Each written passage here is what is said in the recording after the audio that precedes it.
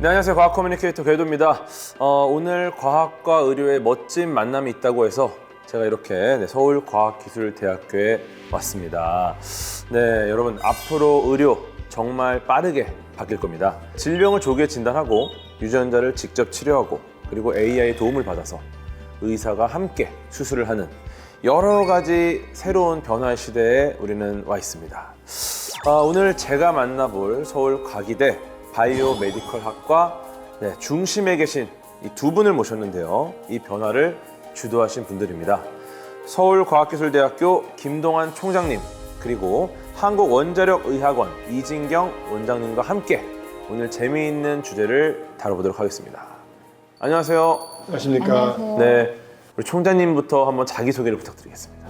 안녕하십니까. 서울과학기술대학교 김동환 총장입니다. 안녕하세요. 한국원자력의학원 이진경 원장입니다. 반갑습니다. 총장님께서 직접 이렇게 촬영에 참여하시는 건 쉽지 않은데 약간 이 인생의 여정에서 좀 이런 경험이 많으셨나요? 제가 총장 된 지가 2년쯤 됐는데 네네. 저를 자꾸 방송에 들여보내는 바람에 이렇게 나름 좀 익숙해진 것 같습니다. 네. 어떠셨어요? 지금 어쩌면 이 공학자신 거잖아요. 네. 그럼 어떻게 이 사람 중심의 어떤 기술을 고민해 오신 건지 여기까지 오신 건지 좀 궁금합니다. 제가 평생 동안 공학자의 길을 걸어왔는데요. 그 당시 소위 약간의 기름도 손에 묻히고 또 어쩌면 유니폼을 입는 것이 공학자의 길이라 생각해서 그 길을 가는 것에 대해서 자부심도 컸었어요. 그래도 대학에 계속 있었던 이유 중에 하나는 우리 젊은 미래를 보기 시작했던 거예요. 젊은 학생들의 미래가 우리가 무엇을 가리키느냐에 따라서 그 학생들이 달라지는 걸 느꼈고 그때부터 교육자 길도 나쁘지 않았겠다. 원자력병원에서 인턴 레지던트부터 전문의까지 계속 수련을 원자력병원에서 했고요. 그동안에 이제 33년 동안 같은 기관에서 일을 하면서 여러 가지 다양한 기회가 주어지더라고요. 원자력병원이 피폭 환자를 치료하는 기능이 있는데 그 피폭 환자를 잘 치료하기 위해서는 어느 정도 피폭이 됐는지 그 선량을 정확하게 평가해야 되는 것이 가장 중요하고 시작점이거든요. 저는 이것이 의료에 반드시 필요한 과학기술이다 이렇게 생각을 했기 때문에 문헌을 찾고 이제 한국에서의 데이터를 모으고 해서 그 염색체 검사 과정을 표준화하고 또 이 표준화된 과정을 인증받기 위해서 ISO 15189 인증을 획득하고 또 이것들을 다 종합을 해서 피폭 환자들을 어떻게 하면 안전하게 관리할 수 있을지 정책 개발에도 기여를 했습니다. 오늘 가장 중요한 점입니다. 이 공학과 의학, 그죠? 이 두 가지가 왜 만나야 했을까? 이거에 대한 질문을 좀 총장님께 드리겠습니다. 왜 만나야 했을까요? 결국 이제 우리 공학자 입장에서 보면 우리 인간의 문제를 다룰 수 있는 생명공학이나 의학에 대한 지식이 없이는 아무리 우리가 좋은 제품을 만들어도 그것이 지속 가능성과 사용성이 떨어질 수밖에 없다는 생각을 해봤었죠.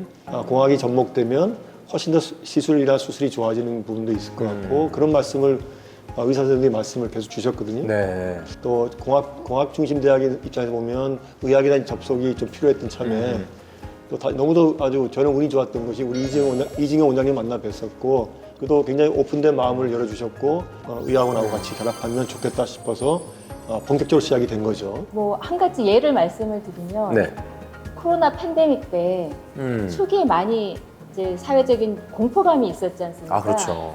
원자력병원에서 코로나 확진자들을 입원시켜가지고 치료를 하는데 병실에 들어가서 혈압을 재고 체온을 재고 하는 것도 접촉이라서 간호사들이 들어가는 것보다는 이제 비접촉으로 그런 이제 바이탈 사인을 체크하는 것이 필요한 그런 시기였어요. 그렇죠. 서울과기대에서 어떤 교수님 한 분이 그 이제 병실에 누워 있으면 이마 쪽에 이렇게 센서를 대가지고 체온을 재는 것을 발명을 하셨는데 그거를 한번 써볼 수 있겠나 이런 제안을 하셨죠. 적외선 체온계랑 비슷한 원리인 그런 거죠? 네네.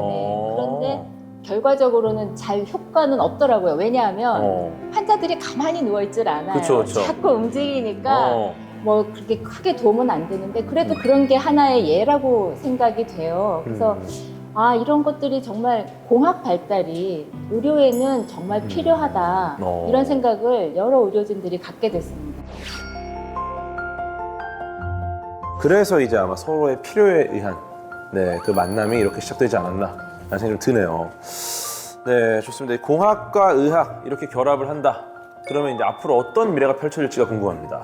첨단 기술이 이제 완전하게 인체 또는 뭐 임상에 관련 데까지 직접 들어가기 시작하면 뭐 더더구나 지금 AI 때문에 생각지 못한 일이 막 결과가 나오지 않습니까? 네, 네, 네.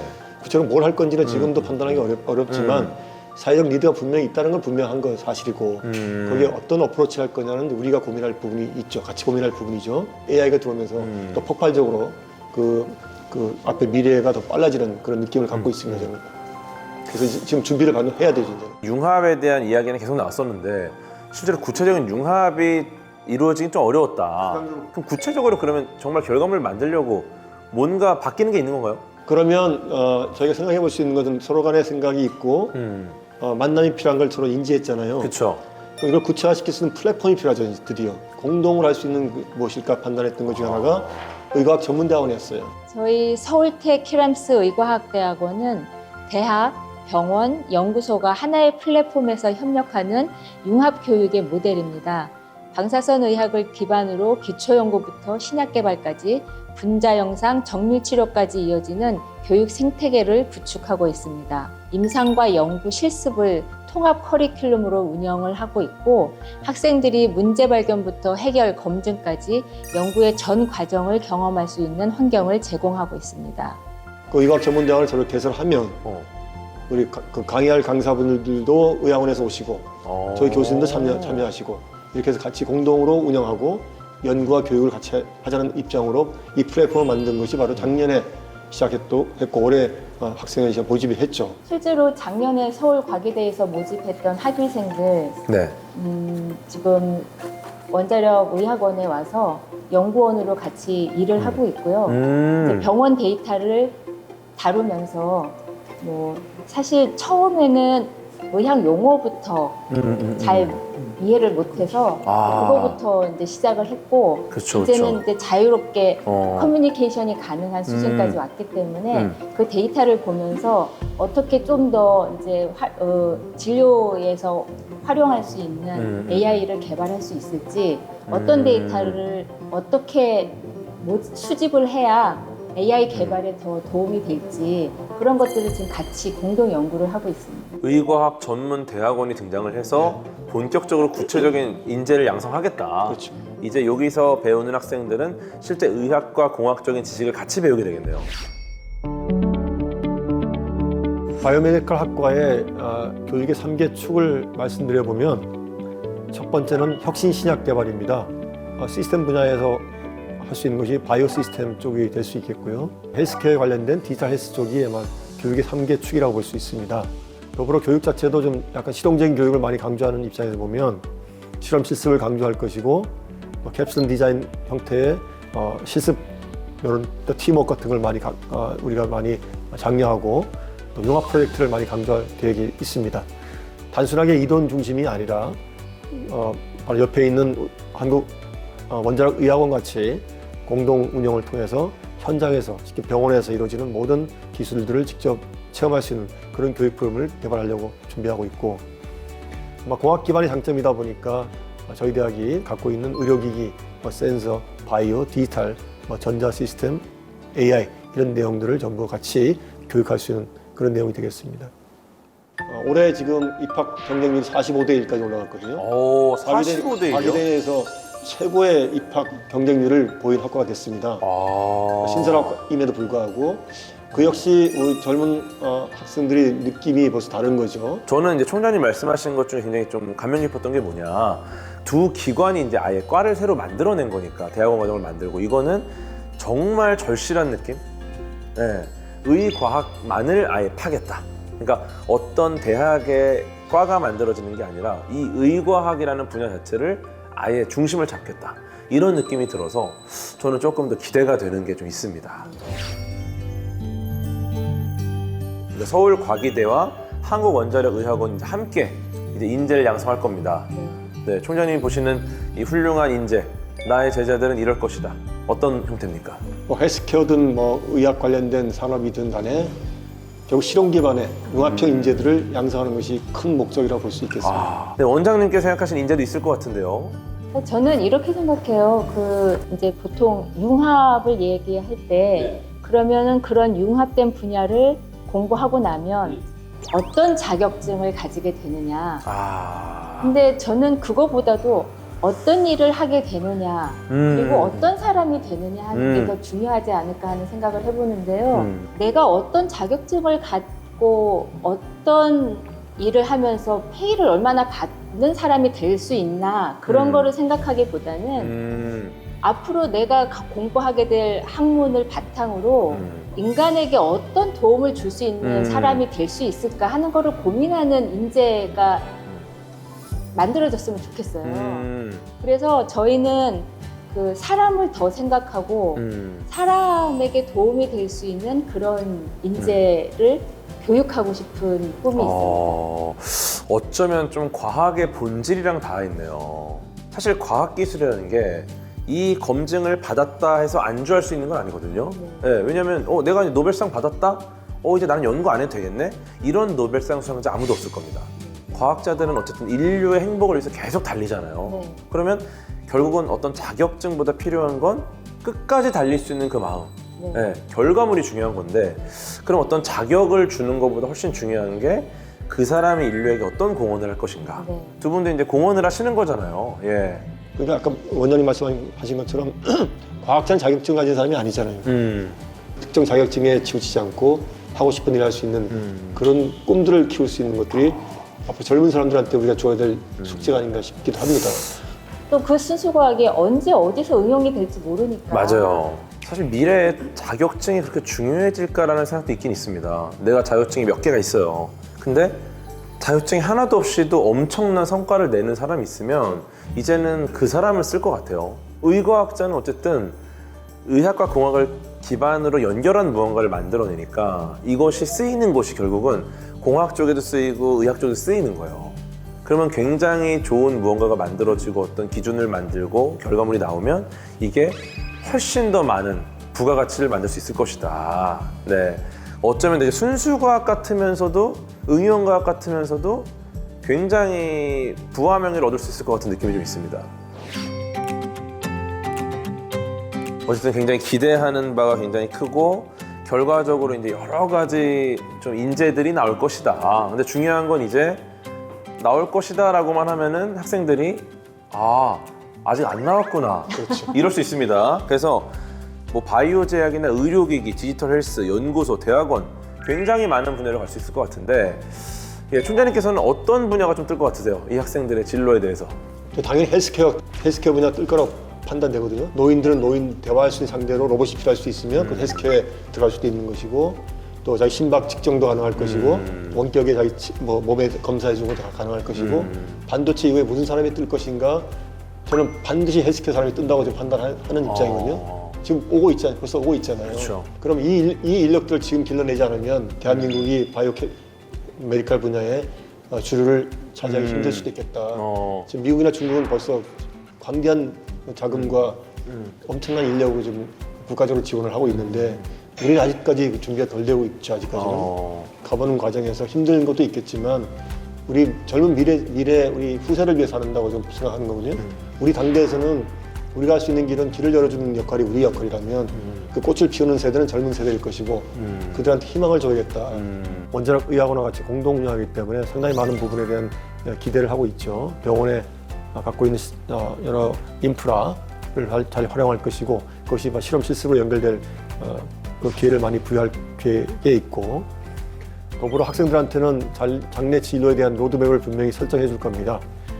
특히 글로벌 진출도 많이 준비하고 있고, 학생들 스스로가 전 세계 나가서 일할 수 있는 그 기반을 닦아주기 위해서라도 글로벌 네트워크에 대한 강조, 또 그 가치를 준비시킬 것이고, 또 한 가지 글로벌 관련된 여러 가지 능력들을 계속 배양시킬 계획이 있습니다. 할 수 있는 일이 많을 것 같아요. 왜냐하면 저희 의학원에 지금 직종이 100가지가 넘어요. 예를 들어서 요즘에 뭐 방사의약품이 희귀암 치료에 굉장히 필수적이다. 이래서 전 세계가 관심을 가지고 있는데 자체 엔지니어 분들이 없으면 이게 유지가 안 돼요. 고장이 나면 고쳐야 되고 부품이 낡아서 망가지면 그걸 또 부품 교체를 해야 되고 저희가 자체적으로 하고 있거든요. 이런 공학자들도 있고 여기에서 동위원소가 만들어지면 거기에 이제 안티바디를 결합시키는 화학자들도 있고 이거를 또 약품화하는 GMP 시설이 있다 보니까 약사들도 있고 수많은 직종들이 있기 때문에 뭐 어디를 진학을 해서 공부를 하든 자기가 하고 싶은 공부를 열심히 하다 보면 저희 의학원 같이 이렇게 여러 직종이 필요한 연구소나 병원 이런 데서 일할 수 있는 기회가 오지 않겠나 싶어요. 야, 근데 지금 어딜 가나 일자리가 줄어든다는 얘기가 많은데 일자리가 굉장히 많군요. 많습니다. 예, 일단 인재가 되기만 하면 네. 열려 있다. 네. 아, 좋습니다. 정말 다양한 곳으로 갈 수 있을 것 같고요. 어쩌면 이 두 기관이 모인 것 자체가 우리가 이제 늘상 수십 년간 이야기하던 산학협력 이것을 뛰어넘어서 미래 의료의 방향을 이야기할 수 있는 좀 좋은 출발점이 아닌가 네, 이런 생각이 드는데요. 그럼 이제 두 분께 한번 여쭤보겠습니다. 대한민국의 의과학자가 필요한 이유가 뭡니까? 산업이 요청하고 있어요. 미래 산업이 아주 짧은 가까운 미래 산업이 요청하고 있어요. 네네. 이 준비를 지금 해야 됩니다. 요청이 있다. 요청. 왜 요청을 하는 거죠? 산업이 글로 가고 있으니까요. 네, 원장님 의견 어떻습니까?